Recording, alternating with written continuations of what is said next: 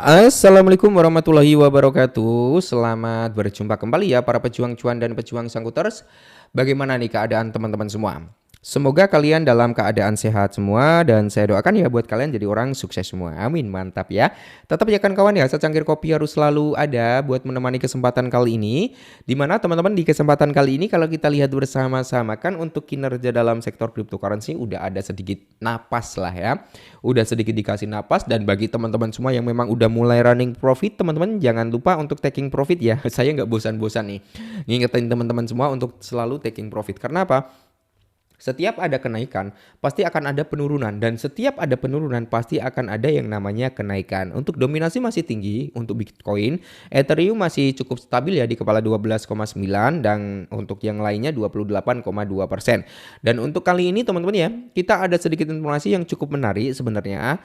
Untuk teman-teman semua, datang dari salah satu altcoin yang memiliki high cap juga. Dan memiliki prospek atau potensi untuk membuat all time high lagi. Ya, yaitu tentang si XRP. Kita langsung bahas. Nah, yang perlu kalian ketahui, XRP itu kan tidak bisa ya, tidak dapat untuk ditambang, tapi deflasi akan segera mendorong harga lebih tinggi. Nah, kalau diterapkan mekanisme deflasi, teman-teman, ini cukup menarik. Total supply daripada XRP itu kan di area 100 miliar ya, teman-teman ya. Dan kalau diterapkan mekanisme deflasi, ini akan sangat-sangat menarik. Kenapa? Akan memperkecil supply daripada si XRP teman-teman.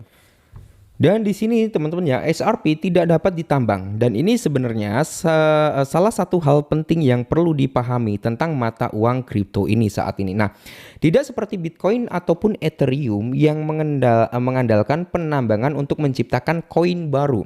Sedangkan XRP beroperasi dengan pasokan tetap sekitar 100 miliar token yang jumlahnya hanya berkurang seiring waktu. Dan cara kerja tokenomic. Ripple adalah token dihancurkan secara permanen setiap kali terjadi transaksi.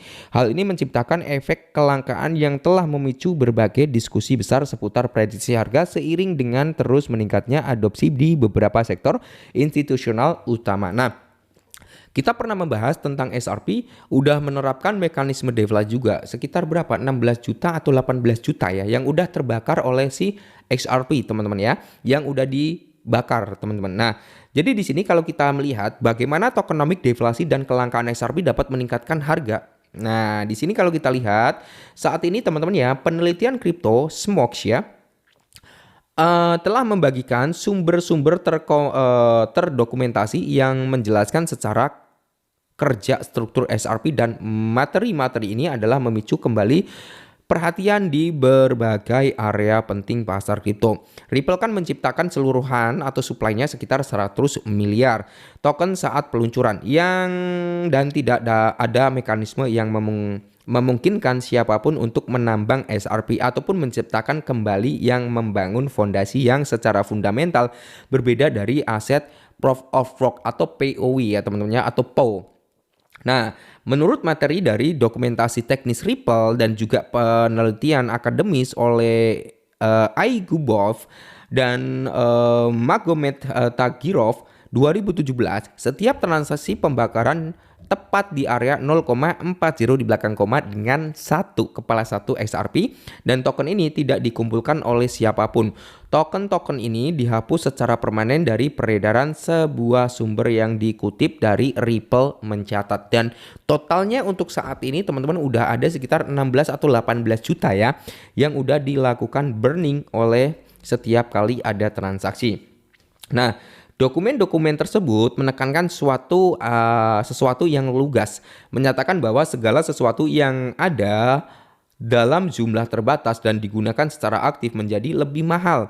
Model token yang mengempis ini berbeda dengan aset proof of work. Dalam hal ini, pasokan baru memasuki sirkulasi secara berkala melalui imbalan penambangan. Perbedaan ini penting ketika Anda mempertimbangkan prediksi harga untuk beberapa periode waktu penting, teman-teman, seperti itu ya.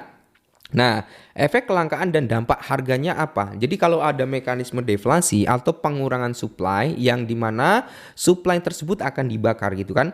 Mekanisme pembakaran terkait langsung dengan penggunaan jaringan. Hal ini menciptakan dinamika menarik yang semakin cepat berbagai koridor transaksi penting. Setiap pembayaran dan transaksi secara permanen menghilangkan keberadaan SRP seiring meningkatnya volume transaksi melalui berbagai saluran adopsi. Utama, laju pengurangan pasokan justru semakin cepat. Perlu diingat bahwa tidak ada yang bisa menambang SRP dan pasokan hanya bergerak dalam satu arah ke bawah. Oleh karena itu, efek kelangkaan semakin intensif seiring waktu melalui beberapa mekanisme pasar utama. Ripple itu merancang tokenomics berdasarkan prinsip ini. Lebih tepatnya, Ripple menggabungkan utilitas praktis dengan pengurangan pasokan yang pasti secara matematis di berbagai kasus penggunaan penting. Lebih dari itu, protokol itu sendiri menamakan fitur yang tidak dapat diubah ini, teman-teman. Makanya saya dari price harga SRP itu under $1 ya kan, waktu itu kan harga di area 0,5 sampai di area 0,6 kalau nggak salah. Itu saya menekankan teman-teman untuk masuk ke SRP, entah nanti beli dengan nilai $10 ataupun $20 ya kan. Itu pun tergantung teman-teman pada waktu itu, dan saya harap kalian bisa menikmatin profitnya nanti kalau memang SRP naik. Dan ternyata apa, SRP naik kan sampai di area $1, bahkan menembus di area $3 something. Dan pada waktu itu memang banyak hujatan juga sih, ngapain beli SRP karena harganya udah nggak bakal bisa jebol ke atas lagi. Tapi teman-teman ya, kalau kalian tanya, Bang, untuk masuk SRP saat ini apakah masih worth it? Kalau menurut saya pribadi masih worth it, teman-teman. Kenapa? Karena kalau kita nge-hold SRP dalam jangka panjang, entah nanti buat 5 atau 10 tahun ke depan gitu teman-teman, mungkin untuk masa tabungan gitu kan, kita nggak perlu masuk banyak. Mentok di 50 ataupun $100 udah lebih dari cukup kalau kalian menargetkan untuk 5 sampai 10 tahun ke depan. Siapa tahu untuk tabungan kan gitu teman-teman. Siapa tahu 5 sampai 10 tahun ke depan SRP bisa mengalami ledakan harga yang cukup signifikan. Karena kita nggak tahu perkembangan zaman akan seperti apa. Siapa tahu nanti mekanisme Swift ya itu bisa menggandeng Ripple. Nah, itu juga akan membawa nilai positif.